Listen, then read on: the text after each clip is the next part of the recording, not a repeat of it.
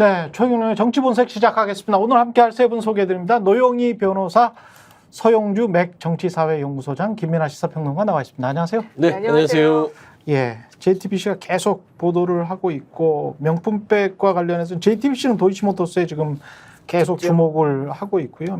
명품백과 관련해서는 서울중앙지검장이 심우정 검찰총장에게 불기소를 권고했다.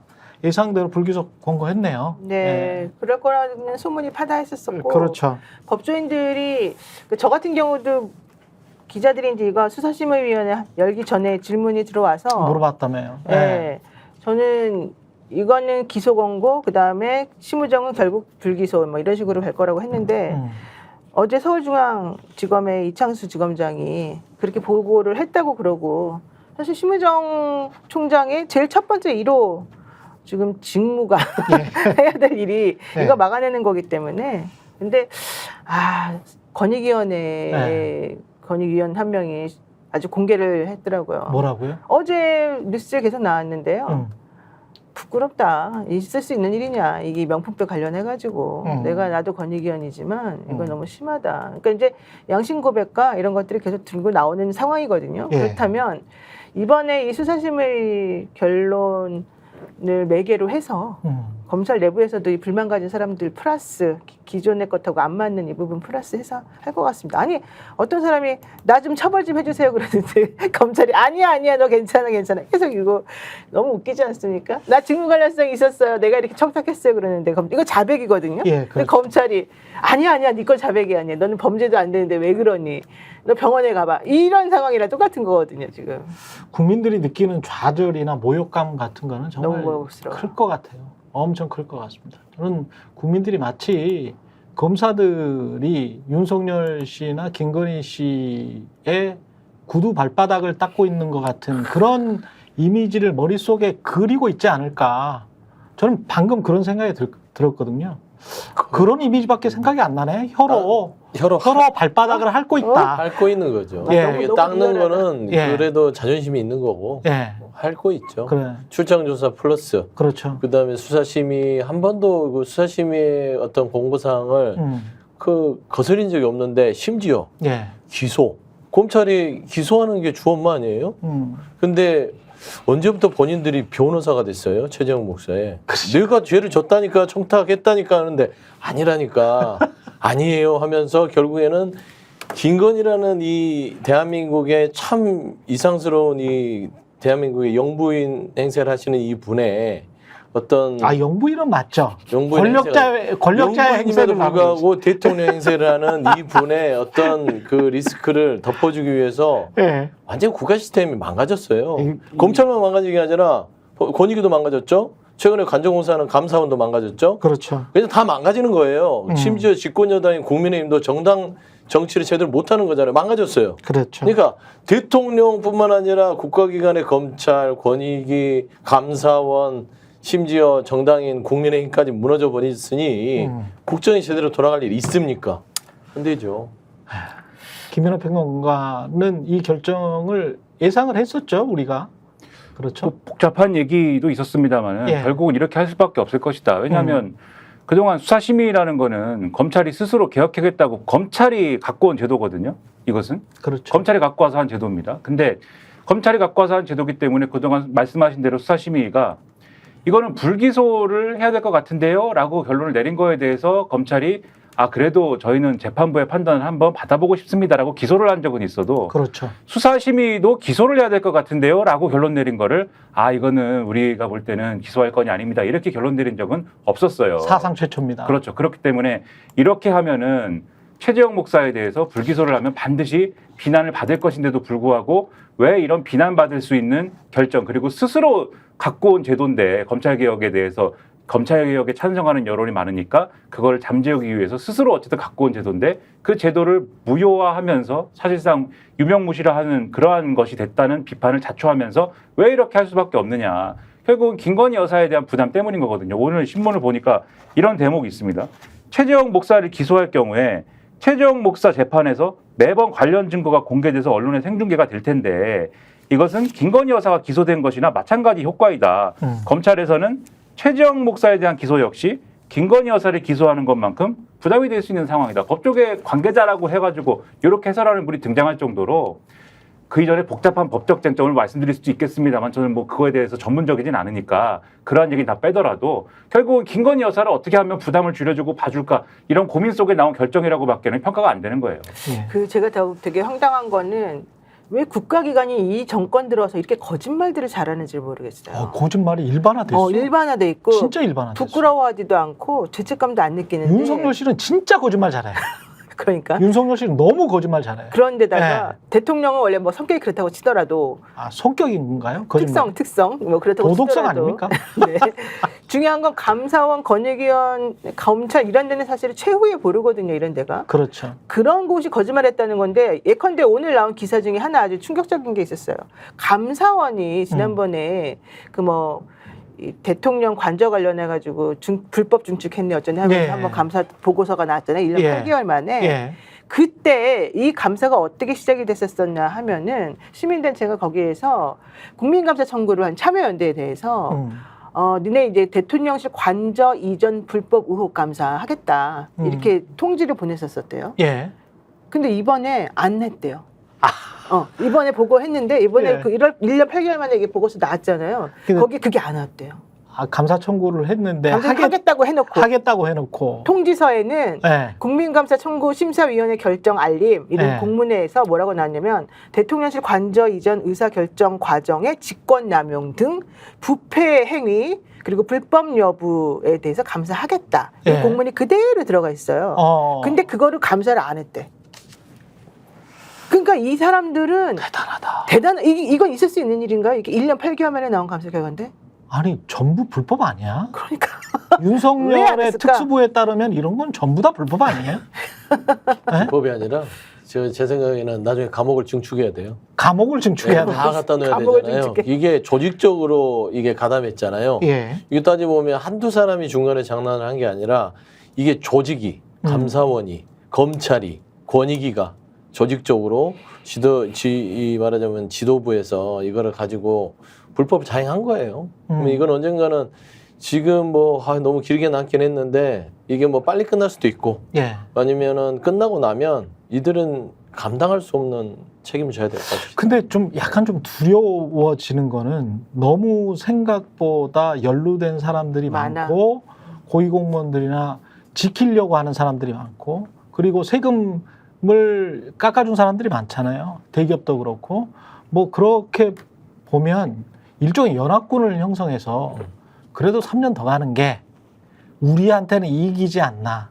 그리고 끝까지 한번 버텨보면 정권 재창출도 가능할 수 있지 않을까라는 그 완전히 뿌리가 썩어버린 그러나 자기들끼리는 손을 끝까지 아주 굳게 잡고 있는 기득권 동맹이 한 20%라도 생길까 봐. 그리고 그게 아주 강고해질까 봐 그런 어떤 걱정이 들기도 합니다. 이 사람들 감사원도 마찬가지고 검찰도 마찬가지고 이게 더 이상 우리가 뭔가가 나오면 우리는 조직 자체가 다 썩어 문드러져서 이거는 다 파괴가 될 것이기 때문에 그 다음에는 뒷감당을 하지를 못한다. 국민적 분노에 대한 그래도 걱정 안 하셔도 되는 게 우리는 막는 수밖에 없다. 그들이 아무리 많아봤자 국민보단 적어요. 그렇긴 하죠. 그럼요. 역대 많은 정권들, 독재 정권도 그랬고 본인들이 똑같은 생각을 했겠죠. 우리들끼리 해먹고 우리들끼리 뭉쳐서 똘똘 뭉쳐서 하면 국민들이 뭘 알아. 힘이 어디 있어 국민들이. 그냥 우리들이 시키는 대로 하고 그냥 주는 거 받아먹고 하는 게 국민들 아니야. 그런 식으로 유정자들이 왔죠. 근데 지금은 안 그래요. 그래서 국민들이 지면 늘 내려왔었어요. 자, 뉴스토마토가 명태균 게이트, 근데 사실은 김건희 게이트 보도를 했죠. 그렇죠. 관련해가지고 조중동에 나옵니까? KBS에 나옵니까? 조중동에 나옵니까? KBS에 나옵니까? MBC만 조금씩 쓰고 있죠.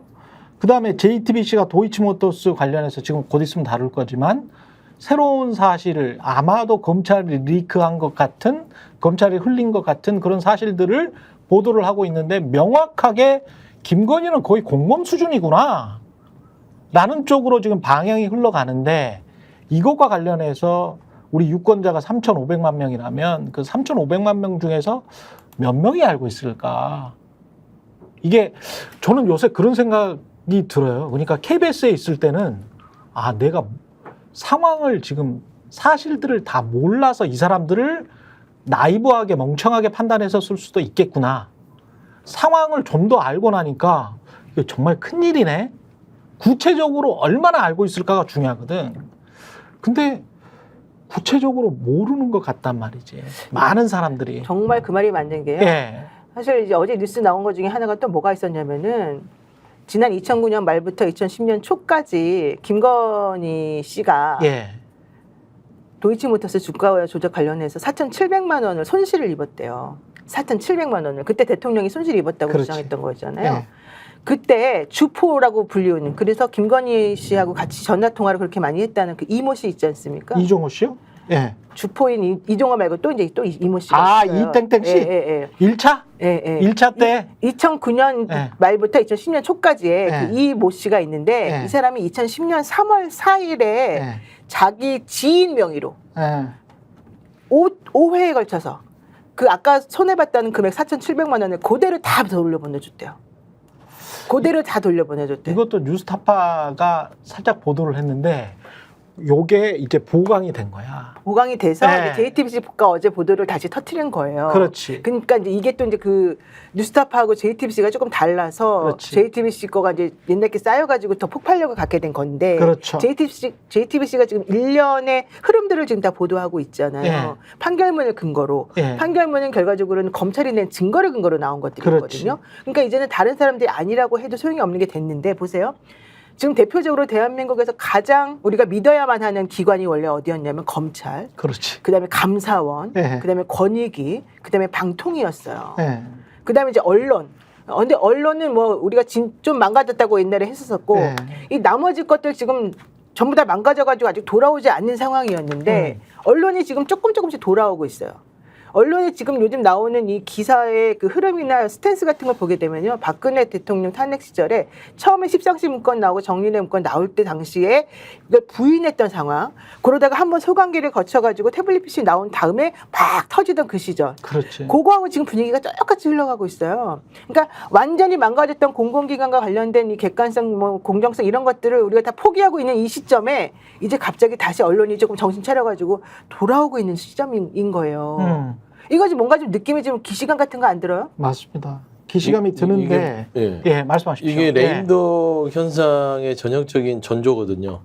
레임덕이 이제 우리가 말로 사실상 레임덕이라고 했는데 이게 현실로 다가오는 것들이 언론이 움직인다는 건 결국에는 국가기관의 균열이 생긴 것이고 특히나 최근 도이치모터 주가 조작 사건에 대한 JTBC의 보도를 쭉 보면 이건 검찰에서 있는 그대로를 준 겁니다. 이건 검찰발이라고 볼 수밖에 없어요. 뭐 변호인단도 있겠으나 여러 가지 편지가 공개되고 그 사항들 자체를 조목조목 아주 디테일한 부분까지 공개하는 것들은 검찰이 확보했던 문건들이 새 나온 것이죠. 그래서 저는 JTBC 쪽에서 검찰에서 그 자료를 확보했다는 건 이제 검찰이 가장 권력의 이동의 냄새를 잘 맡거든요. 그렇죠. 이제 윤석열의 시대는 지나갔다라는 걸 좀 판단하지 않았냐. 저는 그래 보여요. 김민하 평론가는 어떻게 보고 있습니까? 지금 곧 있으면 이제 좀 더 도이치모터스 관련해서 JTBC 보도 자세하게 분석을 해볼 텐데 그 한번 봤을 거 아니에요, 보도들은. 그러니까 지금까지 JTBC가 최근에 한 보도는 다 한 점을 가리키고 있어요. 뭐 뒤에 훨씬 더 자세하게 설명해 주시겠지만 김건희 여사가 지금까지 그리고 윤석열 대통령이 대통령 후보 시절부터 계속 해왔던 해명 그냥 계좌를 빌려준 것에 불과하고 그냥 손해보고 끝났다라는 식의 그러한 해명이 사실이 아니고 그리고 이 도이치모터스 주가 조작 사건 2심 결과가 나온 이후에 최소한 김건희 여사는 방조 혐의를 인정받을 수 있지 않나? 라고 하는 게 있었지 않습니까? 근데 이 JTBC의 1년의 쭉 보도 계속 뭐 날마다 말씀드렸습니다만 이 보도를 종합하면은 공범은 확실한 것이고 거의 공동정범의 수준에 이를 정도의 그러한 어떤 이 상황이었다라는 거를 다 보여줄 수밖에 없는 그러한 보도를 지금 하고 있는 거예요, JTBC가. 이 일당들이 다 자기네 편인 줄 알지 않습니까? 김건희 여사가. 김건희 여사는 우리 일당의 일원이라고 인식하고 있는 것이고 그러니까는 매도 타이밍을 알려준다. 그다음에 또 원망 섞인 편지를 쓰고 지금 4,700만 원 보존해줬다는 것도 예를 들면은 누가 당신이 뭐 예를 들면 이러저러한 나하고 얘기를 해가지고 투자를 했는데 손해가 났으니까 당신 말 예를 들면 제가 아주 사건을 단순화시켜가지고 당신 말 들어가지고 내가 투자했는데 손해났으니까 그거 보존해 주시오라고 얘기하면 누가 보존해 줍니까 그거를. 무슨 사전에 약속이 있었고 이거 하면 우리가 해서 이걸 이익을 나눠가지고 해먹을 수 있습니다. 이런 약속이 뭐가 대충이라도 있었어야지 보존을 해주는 거 아닙니까? 그렇죠. 그러니까 이런 관계였다는 게 지금 대략적으로 검찰 수사나 이런 것들을 통해서 이전에도 확보가 돼 있었다는 것이 드러내는 거잖아요, 계속. 그렇기 때문에 이제는 김건희 여사 관련돼서는 도이치모터스 주가 조작 사건과 관련돼서는 검찰 입장에서는 기소하지 않으면 안 되는 논리들이 쭉 이제는 다 깔린 거예요. 그럼 이거 어떻게 할 것이냐? 이거 대통령 거짓말한 거를 한번 다시 뒤집어 볼 수도 있어요. 대통령이 지난 대선 후보 때 2021년 12월 14일이었는데 관훈클럽 초청 토론회에서 김건희가 비쌀 때 사가지고 2010년 5월 종가 기준으로 4천만 원 손해봤다 이렇게 말했잖아요. 근데 실질적으로 주가 조작 주포가 지인 명의로 김건희에게 보낸 돈이 딱 그 금액이었단 말이에요. 그렇죠. 그러면은 손해본 게 뭐가 있어 자기가? 근데 거기다가 제가 이제 주식시장이나 이런 것들 특히 뭡니까 이렇게 주가 조작이랄지 이런 것들을 취재를 많이 해봐서 이게 이 이야기를 전해 듣고 이 보도를 전해 듣고 딱 느낀 거는 이 보통 이 작전 세력하는 부티크들이 이런 정도의 유명인들 그리고 뒷배를 봐주는 검찰총장 또는 검사의 부인에게 또는 그런 사람들에게 약속을 합니다. 구두로. 그렇죠. 보통 아시잖아요. 야, 만약에 물리면 원금 그대로 돌려줄게. 원금 그대로 돌려줄게. 괜찮아. 괜찮아. 만약에 작전 안 돼가지고 뭐 하면 내가 그런 말은 안 하지. 이 뉘앙스는 말 안 하지만 내가 말한 대로 올라가지 않으면 내가 원금 그대로 돌려줄게. 실제로 제가 취재했던 어떤 법무부 장관 부인이요. 5억 정도를 투자를 했어요. 이명박 정부 때입니다. 5억 정도를 투자를 부동산 무슨 컨설팅인데 사실은 다단계 피라미드 업체에 잘 모르고 투자를 했지. KBS 보도가 나온 다음에 어떻게 된 줄 아세요? 다른 한 2,000명, 몇만 명 어느 정도 피해를 받는지 제가 나중에 경찰 수사 때문에 그것까지는 자세히 팔로우는 못했지만 다른 사람들은 다 손해봤거든요. KBS 보도가 나가고 얼마 안 있어서 이제 이 사람은 인사청문회 이후에 법무부 장관 되고 법무부 장관 되기 직전에 다 돈을 돌려받았어. 부인은. 그게 부인만. 세력이 있는 사람만, 권력이 있는 사람만 그래요. 부인만 돌려받았습니다. 법무부 장관 당연히 검사 출신이지. 검사 출신 당연히 돌려받아요. 이런 사람들한테. 이거 전형적이야. 전형적입니다. 이거 뭐 이런 자들이 나라를 운영하니까 이거 뭐 주식시장이 공정하겠습니까? 이게 자본시장이라는 게 얘들한테는 이 인간들한테는 너무 쉬운 거야. 그치. 이러도 나 돌려받는데 아니면 콱 내 남편이 콱 이런 거잖아요. 거기다가 이제 여기 나온 대로 2020년 9월 23일부터 해가지고 일주 동안 36차례 통화를 했다가 그리고 난 다음에 2021년 4월이면 이종호는 아직 압수수색이나 구속도 안 당했을 때야. 에? 그러면 검찰은 이거 다 알고 있었으면서도 구속도 안 당했었을 때야. 그런데 민모 씨 조사를 하잖아요. 그냥 민모 씨 조사를 하니까 야, 관련해가지고 작전을 짠 것 같아. 그러면서 또 김건희랑 통화를 하잖아요. 이종호는. 이거는 뭐 완전히 공범들이고 저 증거 인멸하려고 작정한 거지. 이게 뭐야 이게 지금. 그렇죠. 왜냐하면 비공개 조사받는 날 네. 전화가 또 왔다는 거잖아요. 그렇지. 그 전에는 40여 차례에 걸쳐가지고 전화를 계속해서 이제 뭔가 좀 정리를 해놨다가 네. 정말 중요한 인물이라고 생각되는 그 사람이 비공개로 조사받는 날 딱 알고 그것도 언제 전화했냐면은 네. 1시 반하고 저녁 때 시간, 저녁 먹는 시간. 그러니까 검찰 조사가 끝나고 중간에 쉬는 시간들이 항상 우리가 알거든요. 그 시간대에 딱 맞춰가지고 전화 통화를 했다는 거는 오전에 무슨 얘기했니? 앞으로 이제 무슨 얘기할 거니? 앞으로 이런 내용으로 조사가 들어갈 건데 너네들 여기에 대해서 뭐라고 말해야 되지? 그래서 입을 맞춘 거라고 밖에는 생각할 수가 없는 거예요. 그렇죠. 게다가 비공개 조사인데 어떻게 알고 그것들을 딱 시간 딱딱딱 맞춰가지고 전화를 딱 그 시간에 그것도 쉬는 날 딱딱딱딱 쉬는 시간에 딱딱 해요. 그러니까 이거는 조직적으로 이 사람을 빼주기 위해서. 그러니까 그 같이 달렸던 공범들이 걱정하면서 편지로 야 얘만 빠질까 걱정돼. 우리는 죽어도 된다는 거야. 그 부분은 원래 그래. 네. 우리는 사형을 받든 무기징역 받든 신경 안 쓰고 자기네가 만들어놓고 자기네만 쏙 빠지겠다는 거야. 이러면서 걱정을 했다는 거잖아요. 그렇죠. 그 얼마나 절절해. 나는 그 편지를 보고 야 진짜 내가 이 같은 공범으로서의 심정이 이렇다는 걸 내가 너무 느끼는 거예요. 왜 우리 의뢰인들도 그러니까. 야 진짜 무섭다. 근데 여기 이 공범 중에는 검찰이 있을 수 있잖아요. 아니 저는 검찰과 그러니까 검찰의 조력이 없으면 그러니까. 이게 말하자면 시간도 아까 뭐 우리 최 선배님이 얘기했듯이 20년 9월에 이 통화를 했고 21년 4월에 이종훈 씨는 구속도 압색도 안 당한 이 시간 동안 그렇지. 본인들끼리 증거인멸과 입맞추기가 됐을 거고 비공개 조사도 그런 거잖아요. 결국에는 변호인들을 통해서 김건희 여사의 변호인과 통화하면서 시간대의 어떤 입을 맞추는지에 대해서 모르겠으나 저는 전반적으로 검찰의 조력이 없으면 그렇죠. 그 시간대 김건희 여사가 직접 통화를 할 수가 없지 않을까. 근데 윤석열은 검찰총장이었거든요. 그러니까 제 생각이 그거예요. 윤석열은 검찰총장이었어. 이게 이제 합리적 추측을 하면 이게 김건희 여사 어떻게 그 시간대에 딱 맞춰서 물론 변호인이 알려줬을 수도 있겠지만 그러면 그 전부터 우리가 이 비공개 일정까지가 다 공유되고 있었다는 거지. 그렇죠. 저는 그런 부분에 있어서 좀 끔찍한 사건일 수 있어요. 엄청나게 끔찍한 사건입니다. 단순하게 어떤 주가 조작의 공범이냐 방조범이냐 주범으로 가느냐에 그걸 떠나서 국가기관이 검사의 배우자, 특히나 검찰총장의 배우자, 나중에는 대통령의 영부인이 됐던 사람에 대해서 지금까지도 비호했다는 부분들은 이거는 뭐 검찰의 흑역사 중에 가장 큰 흑역사가 될 수 있다고 생각해요. 만약에 윤석열 씨가 어떤 보고를 받거나 그리고 아까 그 2022년인가요? 2021년이죠. 10월, 11월 관훈 토론. 그때 아주 뉘앙스가 이상한 이야기를 합니다. 윤석열 씨가. 그 곰곰이 보신 분들은 아시겠지만 2021년 12월 14일 11월 14일 관훈 클럽 토론 2021년 11월 14일에 12월 14일 제가 들여다보니 이런 이야기를 해요. 맞아요. 제가 들여다보니 이런 이야기를 해요. 근데 그게 이제 경찰 내사보고서 이야기를 하는 와중에 나오거든요. 뭘 들여다봤는지의 목적어가 빠져 있어요. 누구로부터 뭘 받았는지도 빠져 있습니다.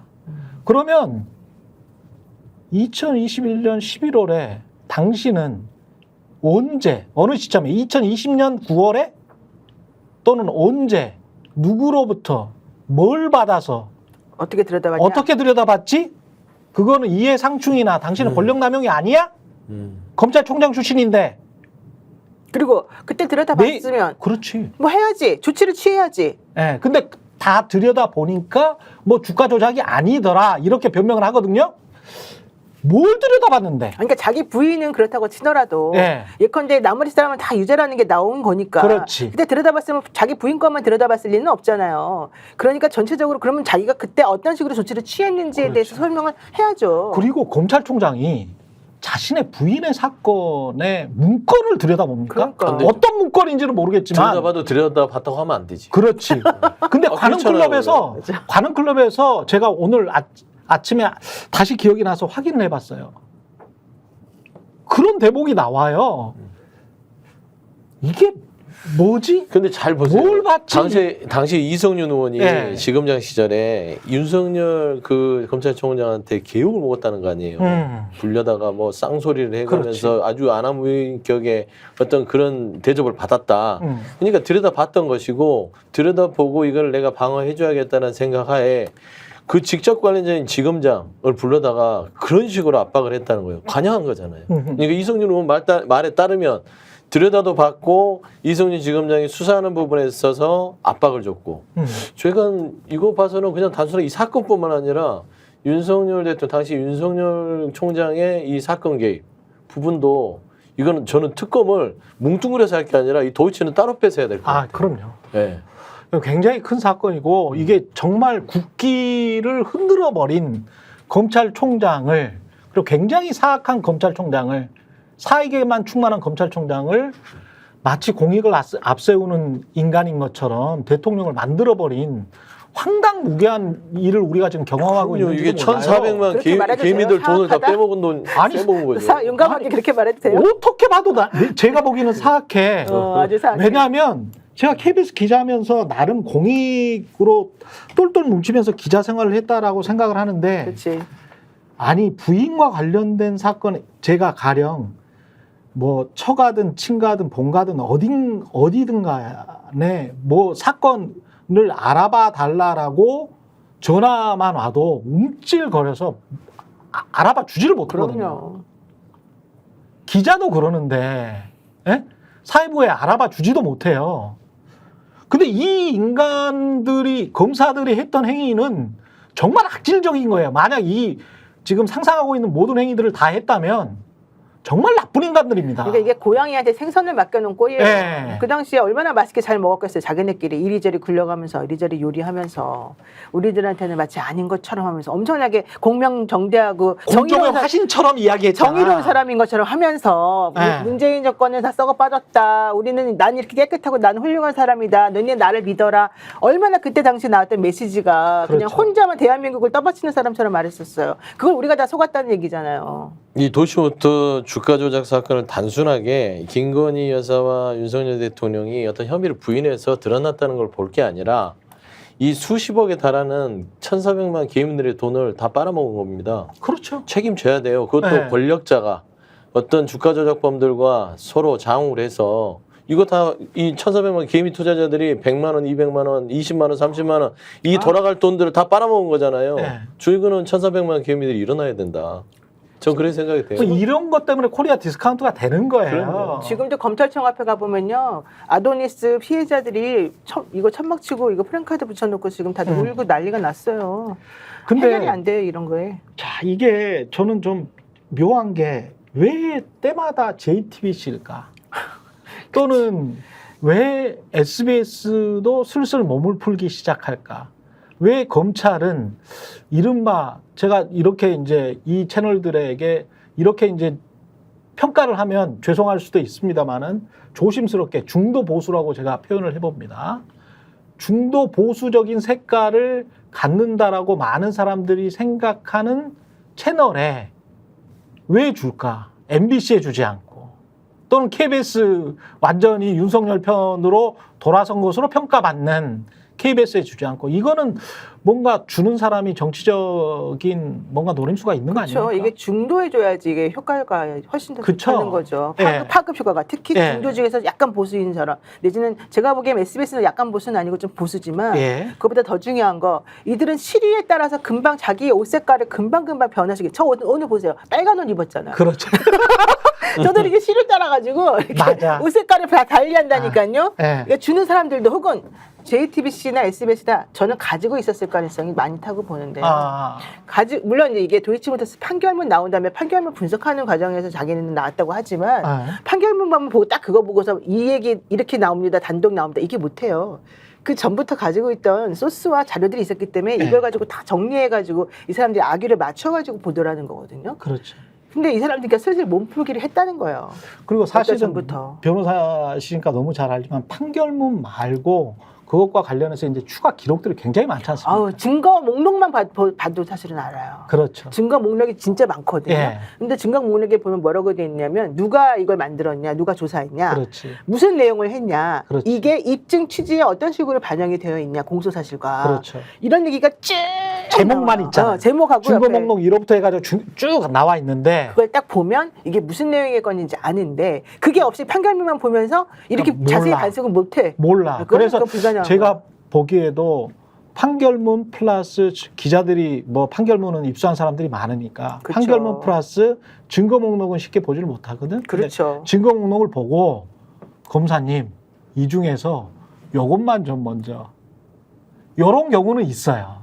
그래서 하나씩 지금 내보내고 있는 거 아닌가? 그러니까요. 그것도 이제 조선일보도 지금 기조가 슬슬 바뀌고 있고 지금 제일 많이 바뀐 게 동아일보 대선 전부터 사실은 많이 바뀌었고 그 다음에 중앙, 조선 이런 식으로 나오고 있잖아요. 그렇죠. JTBC가 곧 중간쯤에부터 이제 바뀌었어요. 예, 그러니까 지금 여러분들이 제일 주목해야 될 SBS는 아직은 아니고 그렇지. 제일 주목해야 될 만한 게 JTBC하고 조선이 어떤 식으로 센스를 바꿨는지, 그렇지. 언제부터 바꿨는지, 왜 바꿨는지, 그래서 그로 인해서 누가 혜택을 받고 있는지를 분석을 해보셔야 되는데 그렇게 해서 혜택을 지금 받고 있는 거는 보수 쪽의 중도라고 불리우는 사람들하고 손을 잡은 듯한 느낌이 지금 많이 나고 있고 그렇습니다. 그쪽으로 가야 된다고 생각하는 사람들이 많다는 거예요. 그렇죠. 이렇게 되면 이제 이게 지난번에 박근혜 탄핵 때 했던 그 흐름하고 좀 연결돼서 가요. 그렇지. 네, 이게 다 네. 기시감이 있다니까. 그러면 이 상황은 정치적으로는 어느 정도에나 어떤 시기에나 마무리될 것 같아요. 겨울 지나서 봄이면 이제 끝날라나? 바로 그거지 그 얘기하는 거예요. 아 정말 그랬으면 좋겠는데 김민하 나는. 평론가님. 네. 저 그것을 이제 이런 상황까지 되면 사실 네. 그러니까 이 정권은 상식적인 무슨 평론이나 설명이 소용이 없는 게 지금 국민의힘 내부가 부글부글 하단 말이에요. 사실 겉으로 말을 안 하고 있지만은 뭐 말도 하죠. 겉으로 말도 하는데 지금 뭐 라디오 인터뷰나 이런 데 현역 의원들이 나와가지고 애둘러서 얘기를 하고 그다음에 신문 기사나 이런 데서 익명으로 코멘트를 하고 이런 걸 보면은 제가 볼 땐 위험수위다라는 느낌이 들어요. 그러니까 김건희 여사에 대해서 방어하는데 한계가 있을 수도 있다. 이런 얘기를 지금 하잖아요. 예. 그 얘기가 다 가리키는 게 뭐겠습니까? 친한계에서 나오죠 그런 얘기들이. 그렇죠. 특히. 계속 이런 흐름으로 가면은 우리가 김건희 여사 특검법에 대해서 어떤 태도를 취해야겠느냐 이거를 지금 액션을 지금 취하고 있는 거거든요. 그런데 이분들이 그러면 야 우리는 더 이상 김건희 여사를 못 참겠으니까 한번 김건희 여사를 뭐 집어넣어 보자 뭐 이런 거냐. 그게 아니라 뭔가를 좀 뭔가 우리가 어떻게 할 수 있는 여지를 주세요 이런 거잖아요. 그러니까 지난번에 얼마 전에 밥 먹을 때 윤석열 대통령이 한동훈 대표하고 독대하는 모습을 한 번이라도 취해줬으면은 그거라도 가져가가지고 지지층한테 여러분 좀 안심을 해보세요. 그래도 한동훈 대표가 윤석열 대통령하고 뭔가 얘기를 하면서 공간을 확보하고 있잖아요. 한동훈 대표가 뭔가 해낼 수도 있으니까 조금만 기다려주세요. 이러겠는데 그 여지를 대통령이 안 주지 않습니까? 그렇죠. 근데 상식적으로 평론가 입장에서는 무슨 평론을 할 때 이런 정도까지 됐으면 대통령이 어떤 결단을 하고 어떤 결정을 합니다. 이렇게 설명을 하는 게 맞고 그러면 당연히 그 자리에서는 독대가 이루어지는 거거든요. 근데 안 하지 않습니까? 이 정권은. 안 그렇지. 하니까 이 구도로 계속 가면은 집단적으로 막 뭐 국민의힘에서 이탈하지는 않더라도 김건희 여사 특검법이나 이런 것들은 이탈표에 의해서 통과될 가능성은 계속 늘어날 수밖에 없고 뭐 될 거냐 안 될 거냐는 변론으로 하더라도 그 가능성은 늘어날 수밖에 없고 그러면 만약에 특검이 통과된다고 만약에 정말 해보세요. 특검이 만에 하나 통과된다고 하면은 특검이 시작이 되면은 그냥 특검이 뭐 특검 끝날 때까지 여러분 끝나면 저희가 알려드릴 테니까 조용히 있으세요. 이러지 않을 거 아닙니까? 예. 그렇죠? 시작이 되면은 막 나오는 것들이 있어요. 그리고 여기에 더불어서 김건희 여사 의혹들이 같이 다 굴러갈 거 아닙니까? 지금 공천개입 의혹 이대로 뭐 끝나고 가지 않을 거 아니에요. 그러면 그렇죠. 과연 올해 말쯤 되면 어떤 상황이 벌어지겠느냐? 그 여기에 대해서 대응을 안 해요 이 정권이. 그러면 저는 이제 비관적으로 보는 거죠. 그 박근혜 정권이 무너진 게 그 K스포츠에 대한 그거가 저는 중요했다고 보거든요. 예. 저는 이 정권에서 김건희 씨가 무너지는 건 도이치모터스다. 이 주가 조작 사건을 그동안 그렇게 묻으려고 그렇죠. 했지만 사실은 안 묻혀졌어요. 안 묻혀졌어요. 그리고 묻으려고 했던 사람들 중에 반항하고 저항하는 세력이 바로 검사들이었어요. 아. 1년의 검사 세력 몇 명이. 그들을 계속해서 짓밟았죠. 이성애문제 시작해가지고 많은 사람들을. 예. 하지만 지금 3년째 되어가는 이 시점에 현실적으로 짓밟혔습니까? 아니죠. 오히려 점점 그것이 확실하다는 게 더 드러나고 있죠. 근데 그 소스가 여러분들 어디서 나온다고 봐요? 나는 검사들에서 나온다고 봐요. 그럼요. 그 예. 소스가 검사한테 안 나오면 이게 있을 수가 없는 거거든요. 그렇습니다. 그러면 저는 이 정권이 무너지는데 가장 큰 정말 아무도 저항할 수 없는 이들이 아무리 힘이 세고 아무리 이런 국정 전반을 전부 다 장악했다 하더라도 절대 장악하지 않는 절대 살아남을 수 없는 요 부분이 바로 이 도이치모터스라고 보고 지금 공천 개입했다는 내용 이것도 지금 사실 이슈가 되고 있지만 예. 그거보다 더 확실한 증거를 가지고 사람들이 여기서 차단할 수 있는 거는 도이치다. 그러니까 결국 이 두 가지 때문에 완벽하게 무너진다. 최상병 특검이 중간에서 대통령을 향한 어떤 화살을 쏘기 위한 단초가 됐다고 하면 예. 그동안에 있었던 수많은 수면 밑에 들어가 있던 것들을 들쑤셔가지고 올라오게 만든 게 바로 이 도이치와 그렇죠. 이 공천 개입이다. 저는 지금 이렇게 봐요. 그러니까 도이치와 최상병 사건은 또 이종호라는 매개체 때문에 딱 묶여 있기 때문에 네. 이종호가 그렇게 자유롭게 VIP 팔고 다니고 산부 체크하고 그럴 수 있었던 거는 사실상 이종호와 김건희의 문자와 통화가 없었다면, 그리고 불구속 시킨 상태에서 기소해가지고 집행유예를 해주지 않았다면, 그렇죠. 엄벌했다면, 어떻게든 김건희를 빼기 위해서 여러 가지 편의를 봐준 것으로 보이는데 그러지 않았다면, 그렇다면 이종호가 최상병 그런 이야기까지 할 리가 없고, 그러면 그렇죠. 한 사람의 죽음이 이런 식으로 또 무마됐을 리는 없었던 거거든요. 저는 도이치모터 주가 조작의 보도들을 보면서 네. 결국에는 윤석열 대통령과 그다음에 김건희 여사의 거짓말이 드러난 거지 않습니까? 사실상 이제는 김건희 여사의 특검법을 뭉뚱그려서 분산시킬 필요가 없다라고 생각이 돼요. 이제는 도이치모터 주가 조작에 권력형 은폐가 있었다라고 해서 따로 특검을 해야 된다고 봅니다. 맞아요. 이거는 따로 떼서 집중적으로 파다 보면 정말 고구마 줄기처럼 이종호 씨도 나오고 윤석열 대통령이 어떻게 검찰총장에서 대통령까지 가정 속에서 이 패밀리 비즈니스의 모든 실체가 드러나게 되면 나머지 최혜병 특검부터 시작해서 그다음에 연결고리들 있지 않습니까? 명품백부터 그다음에 지금 뭐 양평고속도 이런 커넥션까지 다 해결이 될 것 같거든요. 물론 징계 특법도 하되 저는 도이치모터 주가 조작 특검 따로 저는 발의해서 추진해야 된다고 생각합니다. 어쨌든 김건희 특검법에 대해서 여론조사가 있었잖아요. 예. 이렇게 통과시켜야 된다는 찬성 여론이 65%가 된다는 거잖아요. 그렇죠. 예. 이거 정말 고무적이지 않습니까? 사실 노란봉투법하고 방송사법은 어제도 또 부결이 됐어요. 예, 그런데 현실적으로 국민들이 그 부분에 대해서 정확히 몰라요. 그런데 이 김건희 특검법에 대해서는 너무 이제 많이 잘 알게 됐어요. 처음에는 모르고 국민들이 대통령과 부인을 믿었던 사람들마저도 그렇죠. 이거 잘못됐다. 니네 그렇게 떳떳하면 제대로 한번 조사해보자. 이런 식으로 지금 이게 바뀌었거든요. 예. 워낙 뭐가 많이 나오니까. 그럼 이 인식이 저는 국민의힘 내부에서 공유가 안 되겠느냐. 국민의힘 사람들도 지금 친한과 유난이 뭐 나눠졌다고 하지만 친한 유난을 넘어서서 제가 아는 국민의힘 모든 사람들은 야, 이거 진짜 이번엔 돌파하기 힘들어. 우리 이제 버려야 될 시점을 고려 중이야. 이 얘기를 지금 다들 하고 있거든요. 그럼 언제까지 끌 거야? 지방선거 대선이 있는데. 그래서 이번 보궐선거를 잘 봐야 돼요. 그러니까. 10월 달에 있을. 예. 그리고 그거 끝난 다음에도 지방선거와 대선이 있는데 지지율과 관련해서 많은 질문이 오고 있는데 오늘 한국갤럽에서 23% 살짝 또 올랐더라고요. 살짝 올랐는데 또 그거 오른 거 가지고 또 난리가 났더만. 누가요? 어디서요? 아이 뭐 뉴스원 뭐 이런 데서 속보치고 막 난리가. 엄청나게 올랐다는 아니, 그러니까 식으로. 나는 창피해 죽겠는 게 수학 30점 맞다가 35점 맞았다고 네. 보통 평균이 70점인데 난리가 난 거예요. 3점 올랐어, 5점 올랐어. 세상 창피한 일 아닙니까? 그래서 저는 이런 부분에 논평의 가치도 없는데 조금 이제 구체적으로 들여다보면 70대가 조금 이제 보수층의 결집 부분으로 돌아선 것 같아요. 대부분 70대를 중심으로 해서 TK, 충청, 수도권 좀 골고루 해서 70대가 견인을 상당히 많이 했어요. 예. 지난번 의료대란이 있을 때는 나름대로 좀 70대도 많이 빠지면서 20%에서 10%대로 왔다 갔다 했거든요. 근데 역시 70대가 결국에는 외교 갔다 와서 뭔가 원전 수주도 했다라는 잘못된 정보들, 그다음에 원전 성과가 있었다는 잘못된 정보들에 조금 들썩거리면서 좀 뭐 지켜주자라는 것인데 또 거짓말이잖아. 20이나 23% 똑같아. 원전도 거짓말이잖아. 다 거짓말. 돈 안 빌려준다는 거 보니까 다 돈 무슨 원전 성과는 없었어요. 더더군다나 돈 빌려줘봤자 받을 수도 없다는 게 나 지금 결국 드러나고 있잖아요. 저는 기름값이 아까워요. 비행기값이. 저는 어제 미치는 줄 알았어요. 우리 집 위에 갑자기 천둥 번개보다 더 심한 소리가 나면서 갑자기 난 전쟁 난 줄 알았어요. 알고 봤더니 국군의 날 행사 때문에 비행기가 저공 비행을 해가지고 그랬다는 거예요. 서울 도심 한복판 아닙니까? 왜 서울 도심 한복판인데 6대가 밑을 막 쭉 날아다닌다는 거예요. 내가 이걸 보고 야 이거 덮으려고 이런 식으로 지금 행사하고 난리치는구나 이 느낌 보면서 이건 마지막 발악이다 이 생각이 솔직히 들었어요. 좀 겁을 주는 것일 수도 있죠. 그러니까 나 우리 집으로 떨어질지도 모른다 이 생각까지 했다니까요. 겁을 주는 것일 수도 있죠. 근데 70대가 과거 같으면 뭐 또 이렇게 결집을 해서 무슨 뭐가 역풍 뭐 이런 이야기 많이 했었는데 역풍 소리 없죠. 70대 이상이 결집을 하고 어떤 특정 지역, 영남 지역이 결집을 하면 제가 보기에는 그게 고립입니다. 고립. 맞아요. 예, 지금은 고립입니다. 잠시 광고 보고 30초 후에 돌아오겠습니다. 아니 왜 아직도 3년간 같은 통신사 인터넷 계속 쓰고 계세요?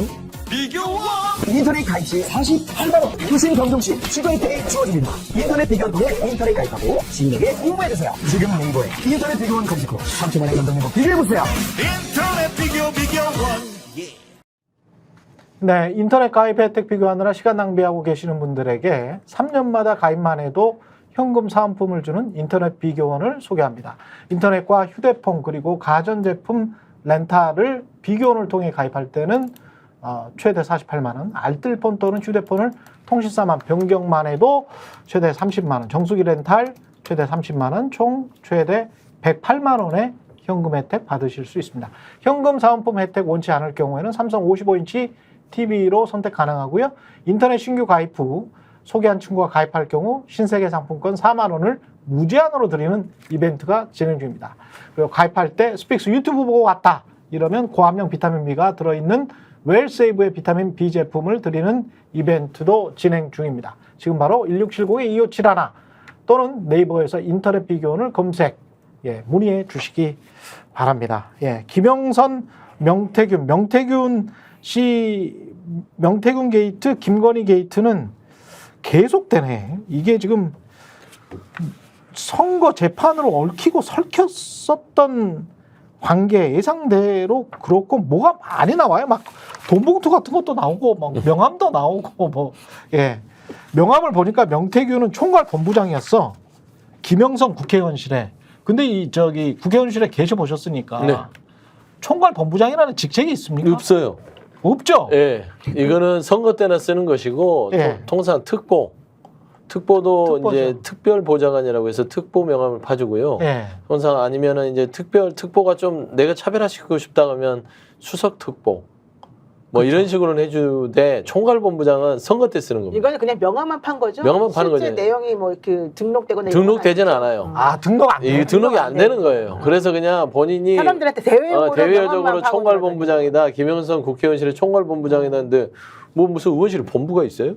그냥 국회 사무처에는 등록이 안 되는 없어요. 등록되는 그런 건 거 아니에요? 없어요. 이건 직함이 9명밖에 없는 공식적으로 것이고 등록되는 사람은 아니고 그냥 명함 파고 다니는 외부 사람. 사람에게 영업하라고 우리가 보통 명함 짜주잖아. 일반 사기업에서. 그런 거예요. 그러니까 특별보좌관도 비슷해요. 월급을 주는 게 아니라 명함을 파주고 본인이 우리 의원실을 위해서 여러 가지 활동들을 하고 뭐 조직 작업도 하고 해라라고 이제 파주는 경우는 있죠. 아니 국회의원 보좌관은 정식으로 등록을 해야 되잖아요. 등록을 해서 그 공무원 아닙니까? 그렇죠. 연금도 받고. 그렇죠. 명태균 씨 본인 사람들 다 꽂아놨잖아요. 본인 사람들은 꽂아놨지만 두 명 본인은 그런 월급쟁이가 아니고. 아니 본인은 김영선과 레벨이 같은 그 위에 있는 레벨인데 어떻게 보좌관을 해요? 보좌관을 할 수가 없고. 이 배지를 못 따라서 지금 그런 건데 따지고 보면은 세비를 절반. 이론도 하나 틀리지 말자라는 것은 뭐냐면 당신과 나는 동급 이상이야 라는 거를 정말 각인시키고 우월감에 대한 어떤 그런 거를 각인시키는 거예요. 통상 도와줘서 월급에 뭐 300이면 300, 400으로 하지 그거를 이론을 나눠서 한다는 것은 지위를 나누는 거예요. 월급을 나누는 게. 게다가 명태균 씨 재판에 김영선 의원이 대리인이었잖아요. 변호사. 그러니까 의뢰인과 변호사의 관계였던 거죠. 그러니까 내가 진짜 너를 얽히고 설켰네. 돈을 주고 고용했다. 사실 이렇게 되는 걸 말하자면 돈은 안 줬겠지만 김영선이 그러니까 뒤를 안 받을 수 없는 상황이었다. 명태균을 이렇게밖에 해석이 안 되는 거예요. 어떤 국회의원이 최경영 앵커가 명예훼손죄를 만약에 걸렸다고 썼을 때 여기다가 변호사라고 이름 따고 올려서 해주겠어요? 못해요. 왜냐하면은 법조인, 변호인의 이런 걸 가지고 있는 사람이 변호사 활동을 하려면은 되게 골치 아파요. 그렇지. 국회의원 하면서는. 그러니까 사건에 따라서는 다를 수 있지만. 그러니까 그걸 해줬다는 것만으로도 그렇죠. 이게 김영선 입장에서는 엄청나게 해준 거거든요, 사실은. 지금 결국은 가장 큰 이슈는 뭐 여러 가지 사진, 뭐 돈을 넣어둔 사무실 사진이랄지 뭐 이런 것들도 다 공개를 해버렸는데 명태균 씨 측근이. 근데 이제 결국은 명태균 씨 측근이 들었다는 저 소리들, 김건희 씨의 특히 육성 녹음된 것들, 스피커폰으로 들은 것들, 그런 것들이 이제 얼마나 까질 수 있을까. 그게 이제 가장 큰 관건일 것 같습니다. 주장하더라고요. 그런 거 없다. 김건희 목소리가 나와 있는 통화 녹취록이 나올 리가 없다. 나올 리가 없다. 김건희하고 통화는 자기만 했는데 그거는 다른 사람 누구도 안 갖고 있다. 스마토 거짓말이다. 지금 명태균 씨 주장이 그거래요. 그런데 꼭 가지고 있는 것처럼 지금 나오고 그러니까 있단 말이에요. 가지고 있는 것처럼 나왔는데 예. 명태균 씨는 아니라고 주장하고 예. 서정학 변호사도 그런 거 하나도 없다. 걱정하지 마라. 이러고 있대요. 전용 변호사 말 믿어요? 안 믿어요. 근데 가지고 있는지 없는지는 사실은 이 씨만 알 거 아니에요. 이 씨가 안다고 그랬는데 예. 그래서 내가 들은 얘기는 이 씨가 그 명태균 씨가 하도 그런 걸 자랑하면서 사람들에게 스피커폰으로 들려주고 다녀서 그걸 녹음했다. 사실 저는 그렇게 들었거든요. 그걸 녹음했다. 그걸 녹음했다. 그러면은 명태균 씨가 직접 뭐 들려주거나 이 사람이 직접 그 사람하고 통화한 걸 보거나 이건 아니지만 예. 어쨌든 녹음한 걸 또 녹음한 게 되잖아. 그러면 거기에 만약에 김건희 여사의 목소리가 들어있다 그러면 어쨌든 이 사람은 가지고 있었을 가능성이 있는 거예요. 이 씨는. 예. 이 A, B, C, D, E의 이 씨는. 그렇게 해서 그거를 뭐 기자들한테 보냈을 수도 있고 그렇죠. 하지만 명태균 씨가 그랬을 리가 없다고 지금 되게 자신만만하게 말을 해요. 그래서 그렇게 되는 건 딱 두 가지밖에 없죠. 하나는 처음에 자기가 그런 스피커폰으로 사람들에게 들려준 적이 없다거나 들려주었다 하더라도 상대방이 이걸 녹음했을 리 없다고 생각한다는 거잖아요. 그러니까 어떤 게 진실인지는 이제 뉴스토마토에서 나와봐야지 알겠지만 예. 여기에 대해서 뉴스토마토가 지금 말을 안 하고 있어서 좀 봐야 됩니다. 조금 봐야 될 것 같습니다. 뉴스토마토는 지금 보도를 할 수가 없는 상황이 법적으로 굉장히 조심스럽게 접근해요. 이게 굉장히 큰 사안이라서. 네. 그래서 일단 이거는 10월 국감에서 나와야만 이게 본물 터지듯이 우리가 바라는 음성과 녹취와 사실관계가 나올 것이고 지금 이 씨죠. 강모 씨라고 하는데 이 강모 씨가 국정감사 증인에 나가기로 했거든요. 네. 그래서 아마 행안위가 될 공산이 크고요.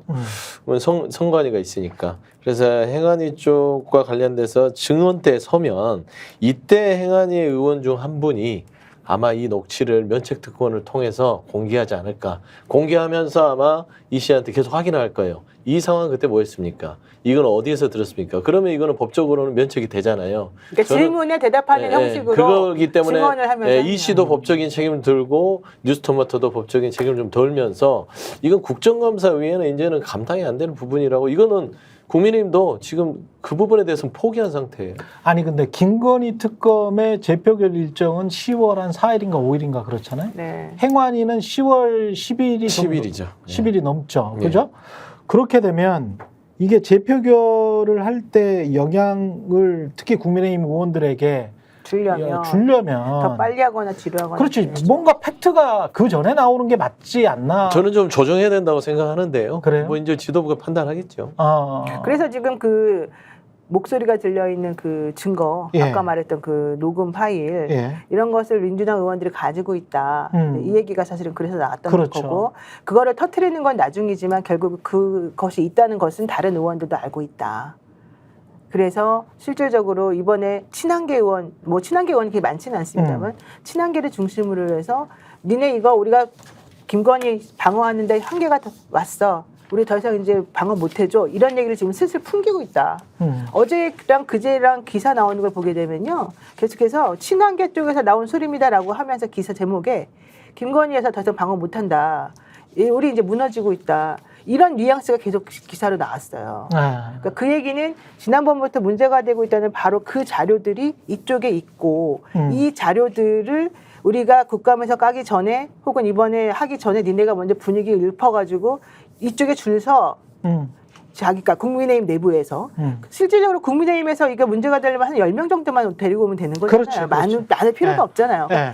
그러니까 한동훈이 지금 마지막으로 사활을 걸고 있는 게 바로 이제 요 대목일 수 있다는 거죠. 그러면 한동훈이 어떤 좌장이 되나? 다음 대선 후보의 유력한 경쟁자 그렇게 하고 싶고 자기가 만약에 모험을 하려면 저는 한동훈 입장에서 모험을 하려면 혹은 여기서 한 단계 뛰어오르려면 이 타임에 자기가 정치력을 발휘해서 한 10명 정도 끌어모아가지고 이걸 통과시켜줘야지 저는 이게 된다고 봐요. 그래야지 김건희 특검법이 통과가 되면서 대통령의 거부권이 무력화가 되고 그렇지. 결과적으로는 김건희하고 윤석열하고 한동훈은 다른 사람이라는 게 사람들에게 각인이 되고 그렇게 해야지 친한계가 설 수 있는 발판이 마련이 되는 거잖아요. 예. 근데 지금 한동훈이 조금 약간 새가슴이어가지고 이거를 지금 할지 말지 요게 지금 까리까리 하고 있는 상황인 거죠. 근데 처리 시한이 지금 10월 4일까지이기 때문에 그러니까 일주일 동안 지금 간 보는 거지. 이게 간 보는 거죠. 간. 상당히 그 다음에 그러면 또 세 번째까지 생각을 해야 되나? 해볼 수도 있어요. 예. 예, 그런 생각도 드네요. 김민하 평론가는 어떻게 예측합니까? 이 상황은? 뭐 상황에 달렸는데 예를 들면은 저는 계속 생각하는 게 한동훈 대표가 뒤에서 동력을 주는 형태로는 어렵다 이번에 그렇게 생각을 그래? 합니다. 그러니까 본인의 캐릭터 문제도 있겠지만 많이 저렇게 생각해요.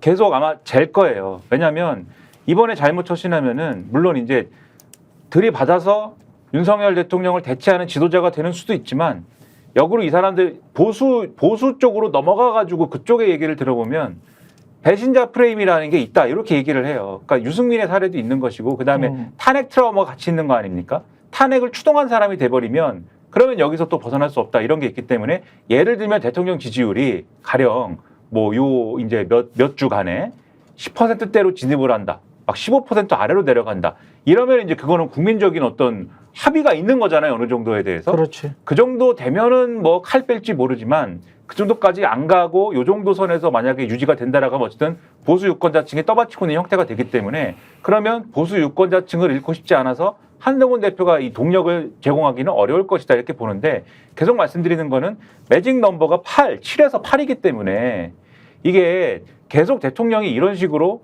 김건희 여사를 감싸는 요 태도를 버리지 않고 한동훈 대표까지 계속 이렇게 괴롭히는 형태를 유지를 하면은 그러니까 뒤에서 동력을 제공을 안 해도 우발적으로 이탈하는 경우가 있다 이 말씀을 이제 드리는 거예요. 그래서 이게 예상하지 않은 형태로 통과되는 시나리오의 가능성이 이제 높아지는 것이다. 그렇게 말씀드리는 건데 근데 제가 들어보니까 이 기자들 얘기를 조금 들어보니까 여당 내에서는 아직까지는 불만은 이제 부글부글 하는데 아직까지는 이 김건희 여사 특검법과 관련돼서는 통과시킬 거라고는 장담하는 사람은 지금 없대요, 아직은. 지켜봐야 되는 거죠. 그럴 가능성이 높은 게 지금 배신자 프레임 말씀하셨고 그다음에 탄핵 트라우마 말씀하셨지만 또 한 가지가 개인적 스타일이 이 사람이 굉장히 좀 친화력이 높고 그립감이 강하고 그리고 뭐 어울려서 얼싸들싸하고 하면 모를까 그런 사람이 아니잖아요. 그러니까. 근데 생각을 해보니까 또 친윤들이 침묵을 하고 있는 게 저게 이제 어떻게 보면 마지막 방어막을 구축하고 있는 그런 의미도 있는 것 같아요. 친윤들로서는 과거 권성동의 친윤부터 시작해서 지금의 친윤까지 해서 그 사람들 입장에서는 여기가 만약에 깨지면 본인들도 깨지는 거거든. 그렇죠. 그러니까 이제 지키려고 하는 자들의 의지가 훨씬 더 강한 상황이 아닌가 그런 생각은 드네요. 맞아요. 왜냐하면 예. 친한계가 지금 장악을 못하는 이유가 뭐 그쪽 의원 수가 적기도 하겠지만 그렇죠. 사람들에게 그 뭔가 안정감을 못 주고 내가 너네들이 날 따라오면 내가 앞으로 이걸 잘 잡아가지고 우리가 대권으로 해줄게. 갈 수 있어. 이걸 못 줘서 그래요. 맞아요. 사람들한테 당근을 주고 뭔가 희망을 줘야지 그 사람들이 자리를 조금 움직이고 뭔가 스탠스를 바꾸는 거잖아요. 근데 정치인들이 그렇게 하려면 뭔가 얘를 믿을 만한 뭔가 구석이 딱 보여줘야 그렇지. 되는데 한동훈 씨의 캐릭터 자체가 좀 전에 말한 바로 그 캐릭터처럼 사람이 품이 넓지가 않고 오늘 검사 때부터 친구가 없었대잖아. 그다음에 네. 자기 혼자 잘났고 그렇죠. 그다음에 중요한 건 셀카 찍는 것만 보더라도 네. 자기만 드러내려고 그러지 다른 사람들하고 이렇게 같이 어우러져서 뭔가 하려는 그게 없어요. 다른 사람 어깨를 왜 이렇게 짓눌러? 그리고 큰 그림을 못 그려요. 큰 그림을 그렇게 많이 정확하게. 맞아서 그래요. 그러니까 그러다 보니까 네. 아무도 이 사람을 못 믿는 거야. 차라리 윤석열은 쟤를 믿으면 죽이 되든 밥이 되든 우리를 끌고 나가서 뭔가 해주겠거니 이게 있었어요. 그렇지. 옛날에. 근데 네. 한동훈은 그런 리더가 아닌 거야. 리더 스타일이 아닌 거예요. 음. 그러다 보니까 잔머리는 좀 좋을지 몰라도 이 사람을 우리가 믿고 끝까지 가? 차라리 오세훈을 밀겠어. 이렇게 간다니까요. 지금 사람들 생각이. 그렇지. 그래서 한동훈이 지금 여기 기로에 서 있는 거예요.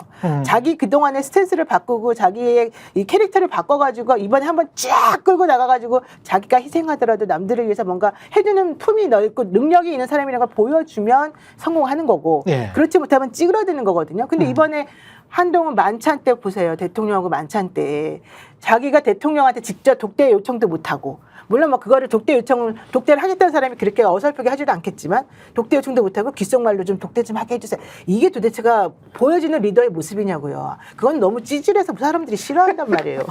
그렇지 않아요? 예. 뭐 그럴 수 있죠. 정치하는 이제 사람들이. 한동훈이 할 일은 지금 윤석열에게 독대를 요청하는 게 아니라 김건희에게 그럼요. 독대를 요청해야 돼요.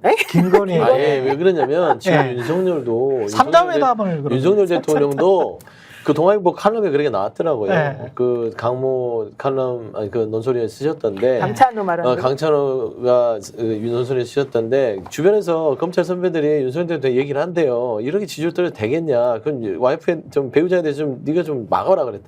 선배님들 제가 이거 알아듣겠는데요. 제가 뭐 말할 처지가 아닙니다. 맞아요. 이런 거예요. 이런 전원이 전해진답니다. 집사람에게 그런 말할 처지가 아니다. 집사람의 그럴 만한 처지가 아니다는 말만 못 말린다예요. 본인은 마음이 어떻게 못 말린다는 것이고 지금 이 국정 운영이 난리통이잖아요. 김건희 여사가 안 낀 데가 없잖아요. 김건희 그렇죠. 어디든 다 끼잖아요. 심지어는 뭐 경비대에 뭐 간식까지 사는데 김건희 나오는 상황이에요. 마포대교부터. 그러니까 안 끼는 데가 없어. 국정이 지금 의료대란이라든지 민생이라든지 물가라든지 이 얘기가 아니라 김건희가 온 나라를 어지럽히고 있으면 대통령이 본인의 배우자를 좀 컨트롤해야 되는데 안 된다고 본인이 고백하고 있어요.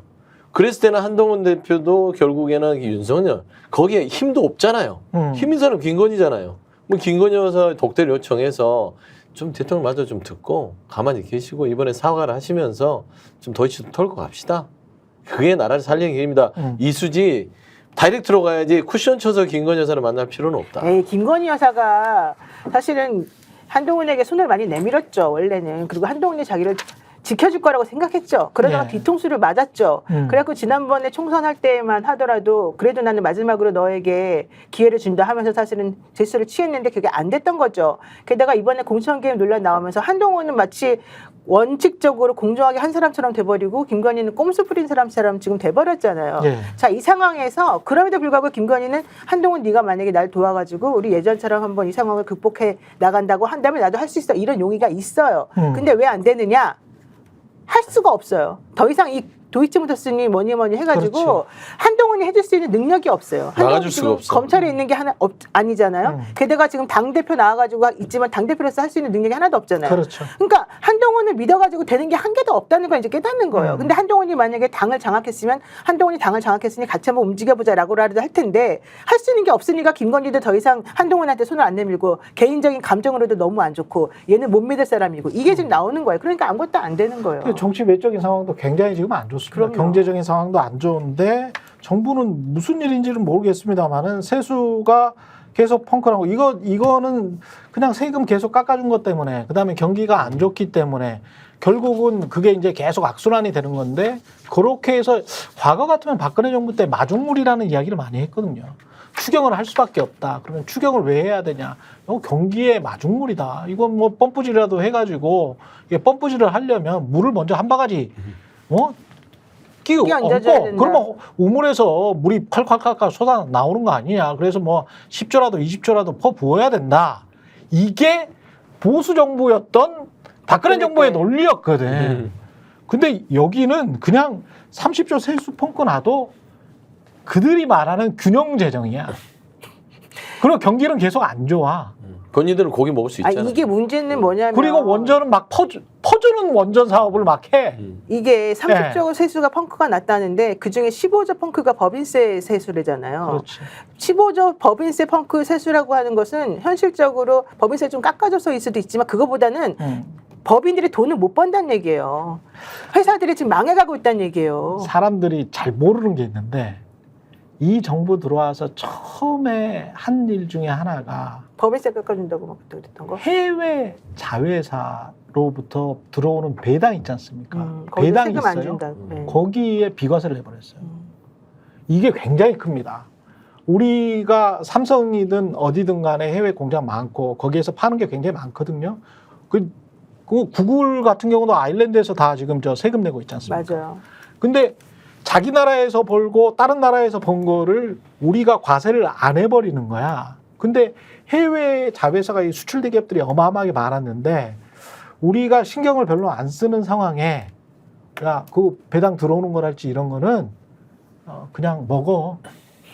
과세 안 할게. 그냥 먹어. 그냥 과세 안 할게. 그냥 먹어. 라고 한 거예요. 그러니까 이익이 조금 있어도 과세를 안 하게 되는 거야. 그러니까 대기업들한테는 너무 좋은 정권이에요, 이게. 말은 안 하지. 입 꼭 닫고 있지. 경제신문들도 알고 있지만 입 꼭 닫고 있지. 그렇지, 자기네들. 네. 광고 받아야죠. 네, 광고 받아야 되니까. 아유, 웃긴 놈들입니다. 웃긴 놈들이야. 그래가지고 이제 세수 펑크 나니까 이거 뭐 저 한국은행에다가 돈 빌려 쓰고 외환 평형기금에다 가서 돈 빌려 쓰고. 그 심지어는 요새는 한겨레에서 보도 나오는 거 보니까 서울에 있는 무슨 저 땅들이나 건물 이런 거 국가가 가지고 있는 거. 그거 완전히 싸게 팔아먹고 있잖아요, 지금. 아유, 그거 그걸 완전히, 팔대? 그걸 팔아먹고 있어요. 그것도 아주 가격도 후려쳐가지고 큰일 났어요. 이거 되돌려서 살기도 어렵고. 빨리 막아야 돼, 이거를 진짜. 진짜 대단한 정권입니다. 대단한 정권이에요. 예. 계속 이상하게 세수 예측만 하면서 이거 어떻게 해야 될지 모르겠어요. 예. 어떻게 좀 국민 여러분이 막아주시는 수밖에 없죠. 네. 왜 맨날 국민한테 시켜요? 힘들어 죽겠는데. 그러니까 네. 송구예요, 맨날 우리한테만. 송구예요. 네. 가을, 겨울 돼서 촛불은 또 겨울에 들어야.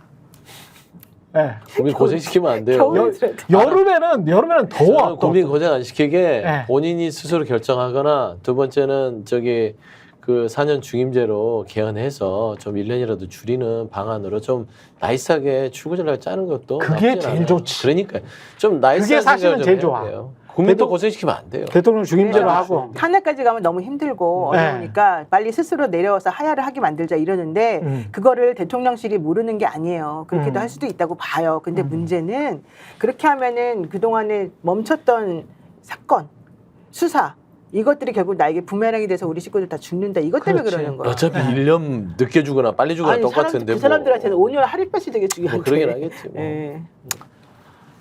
그러면 어떻게 봐줄 테니까 좀 내려오시든지. 안 돼. 뭘 봐줘. 봐줄 수는 없고. 봐줄 수는 없고. 예. 아, 미치겠다. 진짜. 최근의 정치본색 여기까지 하겠습니다. 노영희 변호사, 서영주 맥정치사회연구소장 그리고 김민아 시사평론가와 함께했습니다. 예, 저는 오늘 금요일이죠. 네. 그렇습니다. 예, 월요일 날 다시 찾아와야 되겠네. 고맙습니다. 고맙습니다. 네, 예. 감사합니다. 저희가 얘기할 때 오셔가지고 라이브로 관전하시기 바랍니다. 반드시 주변 사람들 데리고 오시기 바랍니다. 구독, 좋아요, 알림 설정 해주시기 바랍니다. 좀 살려주십시오, 저 좀.